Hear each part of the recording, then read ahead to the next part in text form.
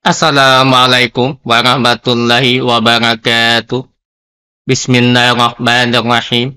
Alhamdulillah jumpa lagi dengan kami Rusdi Amawang, anak kampung dari Pulau Kalimantan.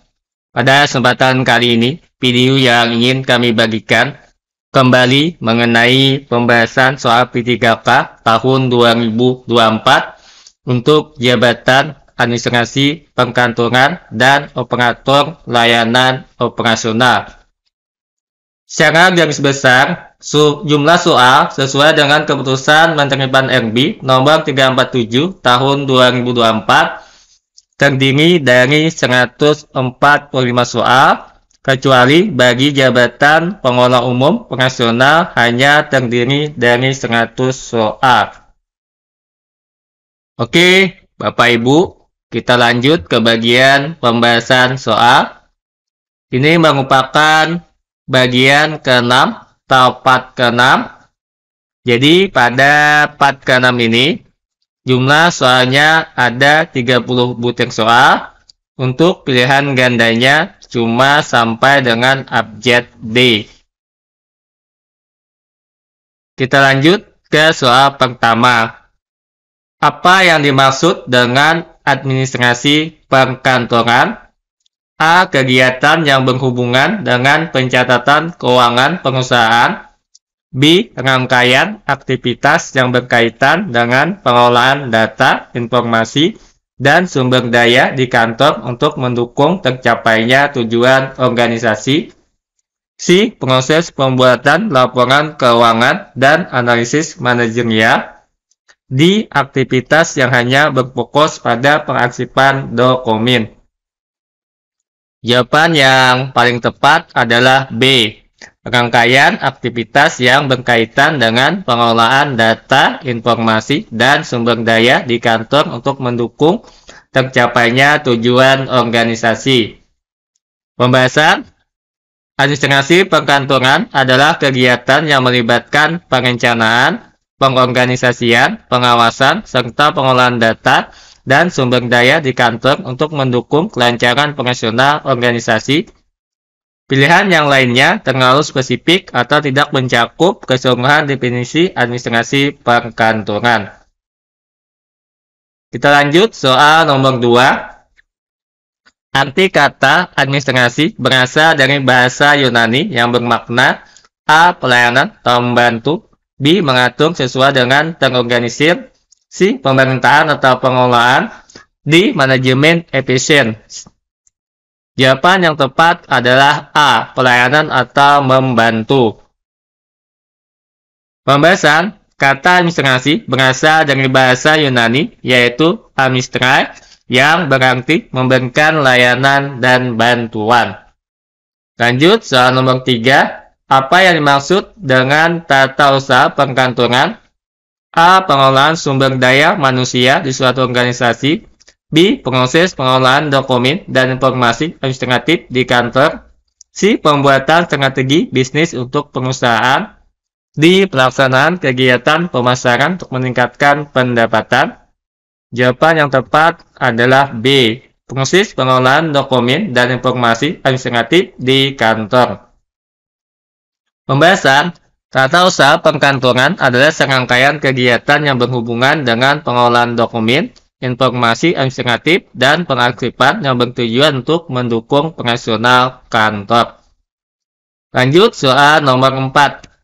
Asas kearsipan yang menekankan pentingnya sistem pengelolaan arsip secara sistematis agar mudah ditemukan kembali disebut asas A. Sentralisasi, B. Desentralisasi, C. Efisiensi, D. Simpan guna. Jawaban yang paling tepat adalah D. Simpan guna. Pembahasan asas simpan guna dalam kearsipan bertujuan untuk memastikan arsip disimpan secara sistematis, sehingga memudahkan pencarian ketika dibutuhkan. Soal nomor 5. Prinsip yang menyatakan bahwa hanya dokumen yang memiliki nilai guna tertentu yang layak dijadikan arsip dikenal sebagai prinsip A. Efisiensi, B. Seleksi, C. Keaslian, D. Kelengkapan. Jawaban yang tepat adalah B. Seleksi. Pembahasan Dalam kearsipan, friksi adalah proses menentukan dokumen yang akan diarsipkan berdasarkan nilai guna, baik untuk administrasi, hukum, sejarah, maupun informasi. Lanjut, soal nomor 6. Dalam asas sentralisasi, pengolahan arsip dilakukan dengan cara A. Mengolah arsip secara terpisah di setiap unit kerja. B. Mengumpulkan seluruh arsip dalam satu pusat arsip. C. Memberikan wewenang penuh kepada unit kerja untuk mengolah arsipnya. D. Mengarsipkan dokumen berdasarkan jenis dan kategori. Jawaban yang tepat adalah B. Mengumpulkan seluruh arsip dalam satu pusat arsip. Pembahasan asas sentralisasi mengacu pada pengolahan arsip secara terpusat di satu tempat untuk mempermudah pengendalian dan pengawasan. Hal ini berbeda dengan asas desentralisasi, di mana setiap unit kerja bertanggung jawab atas arsipnya masing-masing. Lanjut soal nomor 6. Lanjut soal nomor 7. Prinsip pengolahan arsip yang menekankan perlindungan informasi penting agar tidak hilang atau jatuh ke tangan yang tidak berwenang disebut A. Keamanan, B. Keterbukaan, C. Keberlanjutan, D. Akuntabilitas. Jawaban yang tepat adalah keamanan, A. Pembahasan, keamanan arsip adalah prinsip penting dalam kearsipan, terutama untuk melindungi dokumen yang mengandung informasi rahasia atau pita. Ini dilakukan melalui pengendalian akses, sistem proteksi, dan penyimpanan yang aman. Lanjut soal nomor 8. Undang-undang yang mengatur tentang kearsipan di Indonesia adalah A. Undang-Undang Nomor 43 Tahun 2009, B. Undang-Undang Nomor 25 Tahun 2009, C. Undang-Undang Nomor 30 Tahun 2014, D. Undang-Undang Nomor 11 Tahun 2008. Jawaban yang tepat adalah A. Undang-Undang Nomor 43 Tahun 2009. Pembahasan undang-undang yang mengatur tentang kearsipan adalah Undang-Undang Nomor 43 Tahun 2009. Undang-undang ini berisi ketentuan mengenai pengolahan arsip di Indonesia, termasuk penciptaan, penggunaan, pemeliharaan, dan pemusnahan arsip. Lanjut soal nomor 9. Hak penerima layanan menurut Undang-Undang Nomor 25 Tahun 2009 meliputi hal-hal berikut kecuali A. Memperoleh pelayanan yang cepat, mudah, dan terjangkau. B. Mengajukan keberatan atas pelayanan yang tidak sesuai standar. C. Mendapatkan informasi terkait proses pelayanan. D. Memilih jenis pelayanan sesuai keinginan tanpa memperhatikan peraturan.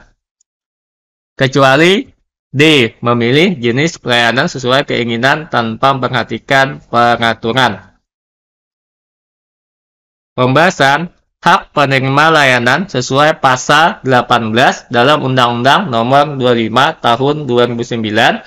Ini merupakan undang-undang pelayanan publik, mencakup pelayanan yang cepat, mudah, wajar, dan transparan, mendapatkan informasi, dan mengajukan keberatan jika layanan tidak sesuai. Namun, layanan tetap harus sesuai dengan pengaturan standar yang berlaku.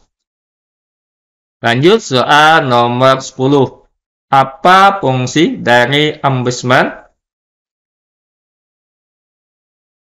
Mohon maaf, kami ulangi. Apa fungsi dari ombudsman dalam pelaksanaan pelayanan publik? A. Membuat undang-undang terkait pelayanan publik. B. Memberikan sanksi administratif kepada penyelenggaraan. C. Menerima laporan masyarakat terkait maladministrasi pelayanan publik. D. Menyediakan layanan kesehatan gratis. Jawaban yang tepat adalah B. Mohon maaf, kami ulangi. Jawaban yang tepat adalah C. Menerima laporan masyarakat terkait maladministrasi pelayanan publik. Pembahasan, ombudsman bertugas menerima dan menindaklanjuti laporan terkait maladministrasi dalam pelayanan publik seperti korupsi, penyalahgunaan wewenang, atau layanan tidak sesuai standar. Lanjut. Nomor 11, berikut ini adalah contoh nyata maladministrasi kecuali A. Pungutan liar untuk pengurusan dokumen publik. B. Transparansi biaya layanan publik. C. Penundaan layanan tanpa alasan yang sah. D. Diskriminasi terhadap kelompok tertentu dalam pelayanan publik. Jawaban yang tepat adalah B. Transparansi biaya layanan publik. Pembahasan transparansi biaya layanan adalah bagian dari pelayanan publik yang baik, bukan maladministrasi. Maladministrasi mencakup hal-hal seperti pungutan liar, diskriminasi, atau penundaan layanan tanpa alasan. Lanjut, nomor 12. Dalam naskah surat keputusan, pengasah menimbang berfungsi untuk A. Memberikan nomor surat pada keputusan, B. Menguraikan dasar hukum keputusan, C. Menjelaskan pertimbangan penerbitan keputusan, D. Memberikan perintah langsung dalam keputusan. Jawaban yang tepat adalah C. Menjelaskan pertimbangan penerbitan keputusan. Pembahasan kata menimbang dalam surat keputusan digunakan untuk menjelaskan pertimbangan atau alasan yang mendasari dikeluarkannya keputusan tersebut. Oke, nomor 13. Dalam naskah surat keputusan, bagian yang berisi uraian mengenai dasar hukum, pertimbangan, dan alasan penerbitan keputusan disebut dengan A. Kepala, B. Konsideran, C. Batang tubuh, D. Penutup. Jawaban yang tepat adalah konsideran. Pembahasan bagian konsideran dalam naskah surat keputusan adalah bagian yang menjelaskan tentang dasar hukum, alasan, dan pertimbangan yang mendasari keputusan tersebut. Bagian ini sangat penting untuk menjelaskan latar belakang diterbitkannya keputusan. 14. Apa yang dimaksud dengan manajemen perkantoran? A. Pengelolaan sumber daya manusia dalam suatu organisasi. B. Pengelolaan berbagai sumber daya dan aktivitas dalam kantor untuk mendukung tujuan organisasi. C. Pengelolaan anggaran dan keuangan di kantor. D. Pengelolaan sistem informasi untuk mendukung kegiatan administrasi perkantoran. Jawaban yang tepat adalah B. Pengelolaan berbagai sumber daya dan aktivitas di dalam kantor untuk mendukung tujuan organisasi. Pembahasan manajemen perkantoran mencakup pengelolaan segala hal yang berhubungan dengan kegiatan operasional di kantor, termasuk sumber daya manusia, sistem informasi, anggaran, dan peralatan untuk mendukung kelancaran aktivitas organisasi. Lanjut, soal nomor 15. Apa yang dimaksud dengan inventory dalam manajemen perkantoran? A. Penjadwalan rapat dan kegiatan kantor. B. Daftar peralatan dan perlengkapan kantor yang dimiliki. C. Sistem untuk memantau kinerja karyawan. D. Prosedur pengelolaan anggaran kantor. Jawaban yang tepat adalah B. Daftar peralatan dan perlengkapan kantor yang dimiliki. Pembahasan inventory dalam manajemen perkantoran merujuk pada daftar peralatan dan perlengkapan kantor yang dimiliki, termasuk pengelolaannya agar dapat digunakan secara efektif. Lanjut, soal nomor 16. Apa fungsi utama dari router dalam jaringan komputer? A. Menghubungkan perangkat dalam jaringan lokal LAN. B. Mengatur alamat IP dalam jaringan lokal. C. Mengarahkan paket data antar jaringan berbeda. D. Menghubungkan perangkat langsung ke internet. Jawaban yang tepat adalah C. Mengarahkan paket data antar jaringan berbeda. Pembahasan router adalah perangkat jaringan yang berfungsi untuk meneruskan paket data antara jaringan yang berbeda. Lanjut, soal nomor 17. Perangkat berikut yang bertugas untuk mengubah sinyal analog menjadi digital dalam jaringan internet adalah A. Switch, B. Modem, C. Encoder, D. Repeater. Jawaban yang tepat adalah B. Modem. Pembahasan modem, modulator, demodulator adalah perangkat yang bertugas mengubah sinyal analog seperti dari saluran telepon menjadi sinyal digital yang dapat dipahami oleh komputer dan sebaliknya. Lanjut, soal nomor 18. Apa arti dari istilah ping dalam jaringan? A. Protokol untuk transfer file. B. Tes koneksi antara dua perangkat. C. Alat untuk memblokir koneksi tidak sah. D. Sistem untuk membagi alamat IP. Ini sangat familiar, kawan-kawan, istilah ping dalam dunia internet. Jawaban yang tepat adalah tes koneksi antara dua perangkat. Ping, packet internet Paket Internet Grouper adalah utilitas jaringan yang digunakan untuk menguji koneksi antara dua perangkat dengan mengirimkan paket ICMP, Internet Control Message Protocol, dan menunggu respon. Ping sering digunakan untuk mengecek apakah sebuah perangkat dapat dijangkau melalui jaringan. Lanjut. Nomor 19, Undang-Undang yang mengatur tentang informasi dan transaksi elektronik di Indonesia adalah A. Undang-Undang Nomor 11 Tahun 2008, B. Undang-Undang Nomor 19 Tahun 2016, C. Undang-Undang Nomor 5 Tahun 2014, D. Undang-Undang Nomor 14 Tahun 2008. Undang-Undang IT ini sangat mudah. Jawaban yang tepat adalah A. Undang-Undang Nomor 11 Tahun 2008. Undang-Undang Nomor 11 Tahun 2008 tentang Informasi dan Transaksi Elektronik atau IT adalah undang-undang yang mengatur tentang informasi elektronik, transaksi elektronik, dan perlindungan data dalam penggunaan teknologi informasi. Revisi undang-undang ini dilakukan melalui Undang-Undang Nomor 19 Tahun 2016, tetapi dasar hukumnya tetap mengacu pada Undang-Undang Nomor 11 Tahun 2008. Kita lanjut soal nomor 20. Di bawah ini adalah tindakan yang termasuk pelanggaran hukum dalam Undang-Undang IT kecuali A. Penyadapan tanpa izin, B. Penyebaran berita bohong yang meresahkan, C. Penjualan barang melalui e-commerce, D. Akses ilegal ke sistem elektronik orang lain. Ini yang bukan adalah C. Penjualan barang melalui e-commerce. Pembahasan penjualan barang melalui e-commerce adalah tindakan legal selama dilakukan sesuai aturan yang berlaku.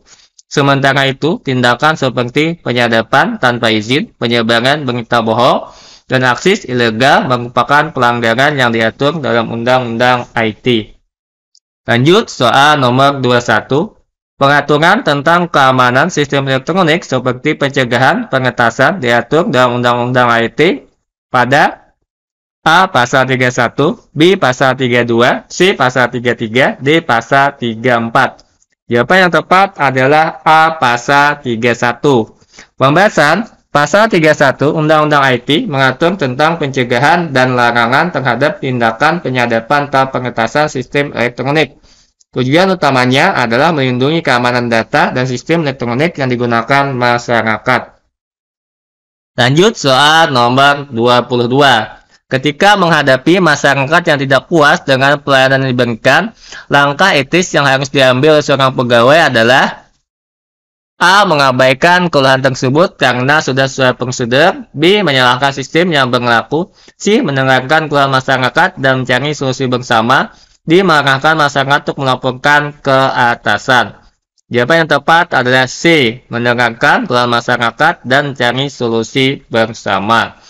Pembahasan pegawai harus mampu berempati, mendengarkan keluhan masyarakat dengan baik, dan berupaya memberikan solusi sesuai dengan pengaturan yang berlaku.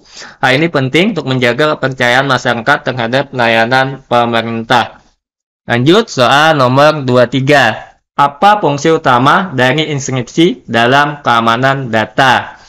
A. Mempercepat akses data, B. Mengubah data agar hanya dapat dibaca oleh pihak yang memiliki kunci, C. Menyimpan data dengan lebih efisien, D. Memperbaiki kualitas data. Jawaban yang tepat adalah B. Mengubah data agar hanya dapat dibaca oleh pihak yang memiliki kunci. Lanjut soal pembahasan, mohon maaf, kami ulangi untuk pembahasannya. Inskripsi adalah proses mengubah data menjadi format yang tidak dapat dibaca, ciphertik kecuali oleh pihak yang memiliki deskripsi. Tujuan utamanya adalah melindungi data dari akses tidak sah, khususnya dalam pengiriman atau penyimpanan. Kita lanjut soal nomor 24. Dalam pelaksanaan layanan operasional, standar operasional prosedur atau SOP digunakan untuk A. Membatasi inovasi dalam memberikan pelayanan, B. Menjamin konsistensi dan kualitas dalam pelaksanaan layanan, C. Memberikan kebebasan kepada petugas untuk menentukan cara kerja sendiri, D. Memastikan layanan dapat dilakukan secara cepat meskipun melanggar aturan. Jawaban yang tepat adalah B. Menjamin konsistensi dan kualitas dalam pelaksanaan layanan. Pembahasan SOP berfungsi sebagai pedoman kerja yang bertujuan untuk memastikan konsistensi, efisiensi, dan kualitas pelayanan. Dengan SOP, setiap petugas memiliki panduan yang jelas dalam menjalankan tugas mereka. Lanjut soal nomor 25. Apa yang menjadi fokus utama dari pelayanan berbasis teknologi dalam meningkatkan layanan operasional pemerintah? A. Menggantikan peran manusia sepenuhnya dalam pelayanan. B. Memberikan layanan secara cepat tanpa memperhatikan kebutuhan pengguna. C. Memudahkan akses masyarakat terhadap pelayanan secara efisien dan efektif. D. Mengurangi biaya pelayanan dengan mengurangi kualitas layanan. Jawaban yang tepat adalah C. Memudahkan akses masyarakat terhadap pelayanan secara efisien dan efektif. Pembahasan pelayanan berbasis teknologi dirancang untuk meningkatkan efisiensi, kemudahan akses, dan efektivitas layanan kepada masyarakat tanpa mengurangi kualitas pelayanan. Lanjut soal nomor 26. Zoom Meeting adalah salah satu platform komunikasi yang sering digunakan untuk A. Membuat dokumen kolaboratif secara langsung. B. Melakukan rapat daring dengan fitur audio dan video. C. Berbagi file menggunakan pengotoko FTP. D. Membuat website dengan antarmuka drag and drop. Jawaban yang tepat adalah B. Melakukan rapat daring dengan fitur audio dan video. Pembahasan Zoom Meeting adalah aplikasi konferensi video yang digunakan untuk berkomunikasi jarak jauh melalui audio, video, dan fitur tambahan seperti berbagi layar. Fitur seperti berbagi file atau dokumen langsung tidak merupakan fitur utama. Lanjut soal nomor 27. Fitur share screen di Zoom Meeting digunakan untuk A. Mengunci rapat agar tidak ada peserta tambahan. B. Membagikan tampilan layar pengguna kepada peserta lain. C. Menonaktifkan mikrofon seluruh peserta. D. Mengganti nama peserta di ruang rapat. Jawaban yang tepat adalah B. Membagikan tampilan layar pengguna kepada peserta lain. Pembahasan fitur share screen memungkinkan pengguna berbagi tampilan layar mereka seperti dokumen, presentasi, atau aplikasi lain kepada peserta rapat. Lanjut soal nomor 28. Apa fungsi dari fitur breakout room di Zoom Meeting? A. Menyediakan ruangan terpisah untuk diskusi kelompok kecil. B. Mengontrol volume audio setiap peserta. C. Membatasi durasi rapat otomatis. D. Mengatur tampilan virtual background peserta. Jawaban yang tepat adalah A. Menyediakan ruangan terpisah untuk diskusi kelompok kecil. Pembahasan breakout room memungkinkan host membagi peserta ke dalam kelompok kecil untuk diskusi terpisah sebelum kembali ke sisi utama. Lanjut soal nomor 29. Apa fungsi fitur mute dalam rapat virtual? A. Untuk menghilangkan peserta dari rapat. B. Untuk mencegah gangguan suara dari peserta tidak berbicara. C. Untuk memblokir akses peserta ke materi rapat. D. Untuk menutup rapat secara keseluruhan. Jawaban yang tepat adalah B. Untuk mencegah gangguan suara dari peserta tidak berbicara. Lanjut pembahasannya. Fitur mute mengguna untuk menghindari gangguan suara dari peserta yang tidak sedang berbicara sehingga rapat tetap berjalan kondusif. Lanjut soal nomor 30, soal terakhir. Perangkat lunak software yang dirancang untuk mencegah, mendeteksi, dan menghapus perangkat lunak berbahaya disebut A. Firewall. B. Antivirus. C. VPN. D. Proxy. Jawaban yang tepat adalah antivirus. B. Pembahasan antivirus dirancang untuk mendeteksi dan menghapus malware seperti virus, worm, dan trojan. Firewall berfungsi untuk memfilter lalu lintas jaringan. VPN digunakan untuk koneksi aman melalui jaringan publik, sedangkan proxy adalah perantara antara pengguna dan internet.